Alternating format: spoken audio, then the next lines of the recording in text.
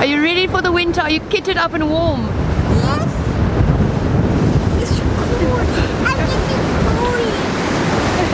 getting cold.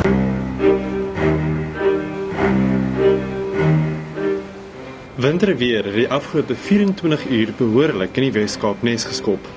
Die maandogter was van die min mense wat langs die Seepuntpromenade gestap het, toe die burger daar draai gaan maak. En op sosiale media is provinsiaal op Twitter gekwetter oor Weskaapse berge wat toe onder die sneeu lê. Veral in Ceres het die sneeu dik gelê. Ander kan die Huguenot-tunnel het watervalle gestroom en tussen die wolke wat dig saamgepak het, kon mens nou en dan 'n wit piek sien uitsteek. Al was ook plek ter sprake en veral buite Stellenbosch was die pad geëis. Vereers gaan die koue nie einde ken nie.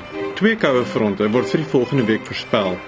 So hou liefs die sambreel vir die koue en nat weer byderhand.